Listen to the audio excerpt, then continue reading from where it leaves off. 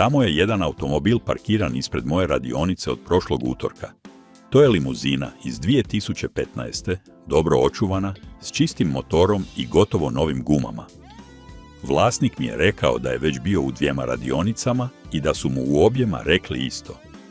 Morate promijeniti bateriju, gospodine. Nemate drugog izbora. Pokazao mi je ponudu.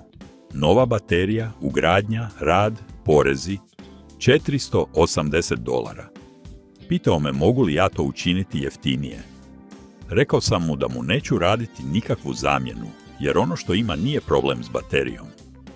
Zamolio sam ga da mi da nekoliko sati i da se vrati poslijepodne. Kada se vratio, automobil je upalio od prve, bez prigovora, kao da nikada u životu nije imao kvar. Naplatio sam mu $3. Nisam mu stavio novu bateriju. Nisam mu očistio kleme. Nisam mu napravio nikakvu vrstu čarobnog niti elektroničkog podešavanja.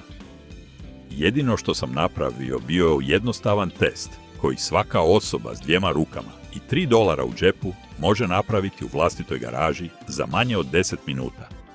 Problem nije bio u bateriji. Bio je u kabelu koji ide od baterije do motora. A taj se kabel ne mijenja. On se popravlja. A popravak košta $3. Pokazat ću vam točno što sam učinio, redoslijedom kojim sam to učinio, s onim što košta i gdje to nabaviti. Jer ono što sam otkrio prije mnogo godina, nakon što sam nepotrebno promijenio stotine baterija, jest da automobilska industrija ima jednu malu tajnu. A ta je tajna da većina problema koji izgledaju kao problemi s baterijom nisu problemi s baterijom. Oni su problemi sa spojevima. A spojevi se popravljaju, ne zamjenjuju se. Ali nitko vam to neće reći, jer se popravljeni spoj ne fakturira na $480. Ostanite sa mnom, jer na kraju ovog videa znaćete točno kako testirati svoju bateriju, kako pronaći stvarni problem i kako ga popraviti za manje od onoga što košta ručak. I vaš će vam automobil biti zahvalan što mu niste promijenili dio koji mu nije trebao. Sada, prije nego što vam pokažem dio koji zaista sve mijenja, tehniku koja pretvara ovaj test od $3 u sustav koji se može primijeniti na bilo koji automobil u bilo kojoj situaciji, moram nešto spomenuti. Sve što vam danas pokazujem samo je jedno poglavlje iz mnogo opširnije datoteke koju sam prikupio tijekom svojih godina u radionici. Nazivam je Kompendij praktičnog mehaničara. To su 3 sveska ovih jednostavnih testova, sustava dijagnostike, koje velike radionice ne žele da poznajete. Trikova za produljenje vijeka trajanja dijelova, metoda popravka koje je vaš djed znao napamet i električnih instalacija, koje svaka osoba može napraviti u svojoj garaži bez specijaliziranih alata. Trenutačno postoji posebna ponuda za one koji gledaju video. Pronaći ćete poveznicu u opisu i QR kod u gornjem desnom dijelu ekrana. To je ostatak skrivenog znanja. Ali vratimo se na bateriju, jer ono što ću vam sada ispričati jest dio koji sve mijenja. Idemo na stvar. Većina ljudi kada njihov automobil ne pali, odmah pomisli na bateriju. To je logično. Baterija je ono što daje prvi poticaj da motor pokrene. Ako motor ne pokrene, baterija je prva osumnjičena. Ali reći ću vam jednu neugodnu istinu koju sam naučio nakon 25 godina guranja ruku u motore. Više od 60% puta kada mi netko kaže moram promijeniti bateriju, problem nije u bateriji. Nalazi se na putu kojim električna energija putuje od baterije do elektropokretača. Električna energija je poput vode. Ako imate crijevo puno vode i stisnete ga na jednom mjestu, voda ne stiže istom snagom do kraja. Tako je jednostavno. Električni sustav automobila radi isto tako. Baterija proizvodi struju, ali ta struja mora putovati kabelima, prolaziti kroz spojeve, prolaziti kroz priključke i stići do elektropokretača. Ako na bilo kojoj od tih točaka postoji otpor, malo oksida, labavo zatezanje, struja koja stiže do kraja je manja. A ako je struja manja, elektropokretač se ne okreće sa snagom. A ako se ne okreće sa snagom, automobil ne pali. I tada vi mislite da je baterija mrtva. Ali ovdje je trik koji vam radionice ne govore. Baterija ne umire odjednom. Baterije umiru polako. Gube kapacitet s vremenom, kao čaša koja gubi vodu kap po kap. Ako je vaš automobil jučer upalio savršeno, a danas ne pali, nije baterija. To je spoj. Jer baterije ne otkazuju preko noći. Spojevi da. Spoj se može olabaviti u samo jednom putovanju. Priključak može oksidirati u samo jednom kišnom danu. I kada se to dogodi, cijeli se sustav sruši kao kula od karata. Ispričat ću vam što se dogodilo mom klijentu s limuzinom iz 2015. Stigao je u radionicu govoreći da automobil ponekad pali, a ponekad ne. Da ga je odveo u 2 radionice i da su mu u objema napravili test baterije. U objema je test dao pozitivan rezultat. Baterija je bila u redu. Ali u objema su mu rekli da sigurno baterija otkazuje s prekidima i da je treba promijeniti. Primjećujete li? Test je govorio da je baterija dobra, a usprkos tome htjeli su mu prodati novu. To je kao da vam liječnik kaže da su vaši nalazi savršeni, ali da će vam svejedno propisati lijek. Nema smisla. Ono što sam učinio bilo je jednostavno. Izvadio sam svoj multimetar, što je alat koji mjeri napon i otpor. Košta $12 u bilo kojoj trgovini alatom. Stavio sam ga u način rada napona i izmjerio bateriju u mirovanju. 12,6 volti. Savršeno. Zatim sam zamolio svog pomoćnika da pokuša upaliti automobil dok sam ja mjerio napon na elektropokretaču.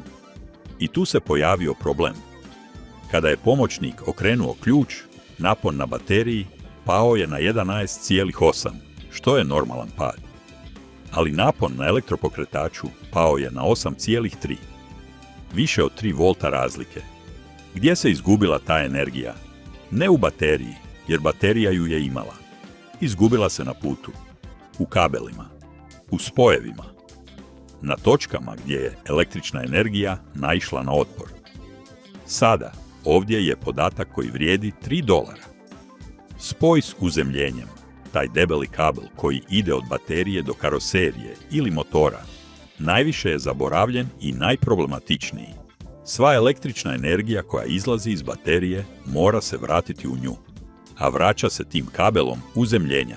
Ako je taj kabel labav ili prljav ili blago oksidiran, struja se ne vraća dobro. To je kao da imate autocestu s 4 trakama za odlazak i zemljani put za povratak. Električna energija se zaglavi na povratku i elektropokretač ne prima dovoljno. Ono što sam učinio s limuzinom bilo je ovo. Potražio sam kabel uzemljenja koji ide od baterije do šasije. Odvinuo sam ga. I s brusnim papirom fine granulacije, koji košta $3 paket od 5 komada u bilo kojoj trgovini alatom, obrusio sam metalnu površinu na kojoj kabel ostvaruje kontakt sa šasijom. Zatim sam obrusio priključak kabela, metalni dio koji se vikom spaja na šasiju. Nakon toga sam obrusio drugi kraj kabela, onaj koji ide od baterije prema motoru. Ukupno 5 minuta brušenja. Nakon toga ponovno sam sve zavrnuo dobro pritegnuto. Izmjerio sam ponovno i napon na elektropokretaču popeo se na 11,5. Automobil je upalio kao raketa. Vlasnik je platio $3 i otišao s osmijehom koji mu nije stajao na licu. To je ono što želim da učinite ovog vikenda. Nemojte kupovati novu bateriju dok ne napravite ovaj test. $3 u brusnom papiru ili finoj turpiji, 10 minuta vašeg vremena i najčešći problem s paljenjem rješava se bez doticanja baterije. Dat ću vam potpuni popis onoga što trebate i točan redoslijed kojim to morate učiniti kako ne biste preskočili nijedan korak. Prvo, nabavite multimetar ako ga nemate. Ne mora biti skup. Onaj najosnovniji iz trgovine alatom koji izgleda kao mali radio s 2 metalna vrha, više je nego dovoljan.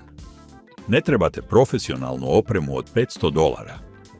Dovoljno je da može mjeriti napon istosmjerne struje, što je način rada koji ima simbol ravne linije s isprekidanom linijom ispod nje. To je način rada napona koji mjeri struju baterije.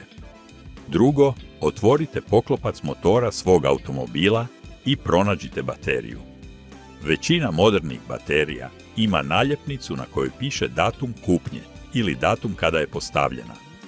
Ako je vaša baterija starija od 5 godina, a uz to su kleme natečene ili imaju sloj plavog praha, da, možda je vrijeme za zamjenu. Ali nemojte to još činiti. Prvo, napravite test. Treće, izmjerite napon baterije dok je automobil ugašen. Stavite crveni vrh multimetra na pozitivnu klemu, koja gotovo uvijek ima crvenu kapicu ili simbol plusa. Crni vrh stavite na negativnu klemu, koja ima crnu kapicu ili simbol minusa. Očitavanje bi trebalo biti između 12,4 i 12,8 volti. Ako je ispod 12,4, baterija može biti ispražnjena. Ako je ispod 12, slaba je. Ali nemojte se plašiti. Ispražnjena baterija ne znači mrtvu bateriju. Može biti da se dugo nije koristila ili da je alternator ne puni dobro. Četvrto, izmjerite napon baterije dok netko pokušava upaliti automobil. Očitavanje će pasti, to je normalno, ali ne bi smjelo pasti ispod 10 volti. Ako padne na 9 ili 8, baterija ima mali kapacitet. Ali ovdje dolazi konačni test. Peto, potražite elektropokretač. To je metalni cilindar koji je pričvršćen uz glavni motor, općenito na donjem dijelu ili sa strane. Ima debeli kabel koji dolazi izravno iz baterije i drugi, tanji kabel koji dolazi od prekidača za paljenje. Stavite crveni vrh multimetra na priključak debelog kabela elektropokretača. Crni vrh, i ovo je važno, crni vrh nemojte stavljati na bateriju. Stavite ga na čistu točku uzemljenja, na blok motora, na vijak koji nema boje, na metalnu površinu bez hrđe. Sada, dok netko pokušava upaliti automobil, izmjerite napon na elektropokretaču. To očitavanje trebalo bi biti gotovo jednako onome koje ste izmjerili na bateriji tijekom paljenja. Ako je baterija pala na 11,8, a elektropokretač na 11,7, sve je u redu. Ali ako je baterija pala na 11,8, a elektropokretač na 9,3, postoji pad napona. Električna energija se gubi na putu. Šesto, taj pad napona gotovo je uvijek na jednom od 3 spoja. Na pozitivnom kabelu od baterije do elektropokretača, na negativnom kabelu od baterije do karoserije ili na kabelu uzemljenja, od karoserije do motora. Pratite kabele. Potražite gdje završavaju. Svaki priključak koji pronađete, svaku točku gdje se kabel vikom spaja na metalnu površinu, odvite, obrusite i ponovno čvrsto zavite. Ne trebate poseban alat. Viličasti ključ ili podesivi ključ je dovoljan, a brusni papir fine granulacije, onaj koji koriste stolari, koji košta $3, sve je što trebate. Nakon što obrusite sve spojeve, ponovite test elektropokretača. Vidjet ćete kako napon raste. Vidjet ćete kako automobil pali s snagom koju nije imao prije sat vremena. I shvatit ćete da baterija nije imala nikakve veze s tim. Dopustite mi da vam ispričam još jednu brzu priču kako biste vidjeli koliko je ovo često. Jedna klijentica došla je s kamionetom koji je bio u 3 radionicama. U svima su nešto promijenili. Bateriju, alternator, svjećice. Promijenili su joj dijelove u vrijednosti od više od $1000. Kamionet je i dalje otkazivao. Donijela mi ga je očajna. Napravio sam test elektropokretača i pronašao pad od 2 volta. Pratio sam kabel uzemljenja i pronašao labav priključak na šasiji. Točno tamo gdje se kabel vikom spaja na karoseriju. Netko, vjerojatno u jednoj od prethodnih radionica, nije dobro zategnuo taj priključak. Zategnuo sam ga, obrusio površinu i kamionet je upalio savršeno. Klijentica nije htjela platiti. Rekao sam joj da mi ne plati ništa. Ali neka kaže svojim prijateljima da ne kupuju nove baterije bez da prethodno naprave ovaj test. I to je ono što želim da vi učinite. Naravno, to ne znači da se baterije nikada ne kvare. Naravno da se kvare. Tipična baterija traje između 3 i 5 godina. Nakon tog vremena njezin kapacitet počinje opadati. Ali ne umiru iznenada. Baterija koja umire pokazuje znakove. Paljenje postaje sporije nekoliko dana. Svjetla prigušuju pri paljenju automobila. Motor se okreće slabije nego inače. Ako je vaš automobil počeo otkazivati odjednom, danas je upalio dobro, a sutra ne, to nije baterija. To je spoj. Ne dopustite da vam prodaju novu bateriju kada je ono što trebate brusni papir od $3. Govorit ću vam o još jednoj stvari koju mnogi ljudi ignoriraju. Kleme baterije, ta dva olovna priključka gdje se spajaju kabeli. S vremenom se prekriju slojem oksida koji izgleda kao plavi ili bijeli prah. Taj oksid nije samo prljavština. To je izolator koji sprječava dobar prolaz struje. Ako su vam kleme prljave, električna energija ne putuje dobro. Ali i ovo se rješava istim brusnim papirom od $3. Odspojite kabele s baterije, uvijek prvo negativni, a zatim pozitivni i obrusite kako kleme baterije, tako i priključke kabela. Nakon toga ponovno spojite sve.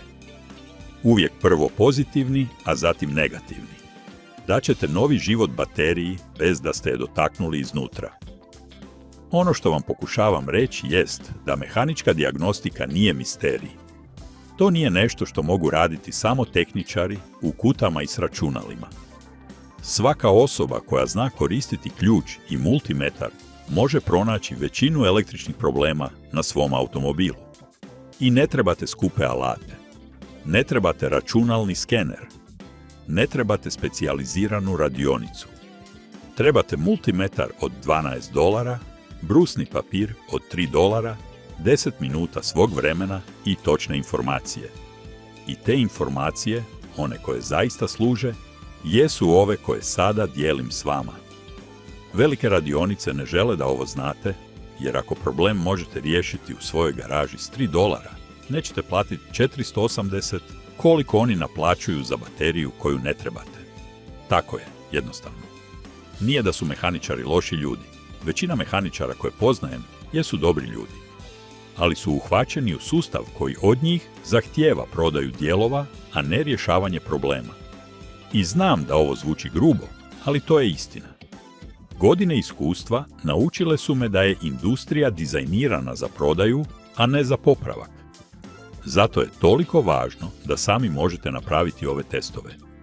Jer kada razumijete kako vaš automobil radi, nitko vas ne može prevariti. A najbolje od svega je što ovi testovi nisu teški. Nije potrebna inženjerska diploma. Potrebna je praksa i strpljenje. I želja da ne poklanjate svoj novac. Ovdje vam ostavljam plan za vikend.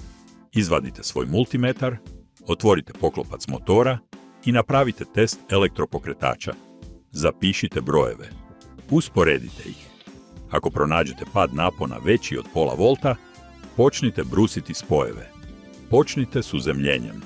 Uvijek s uzemljenjem. To je spoj koji se najviše zanemaruje i koji uzrokuje najviše problema. Nakon toga napravite ostale spojeve. I kada završite, ponovite test. Vidjet ćete razliku. Želim završiti s ovim. Prije 25 godina, kada sam počeo raditi u svojoj prvoj radionici, nisam imao nikoga tko bi me podučio ovim trikovima.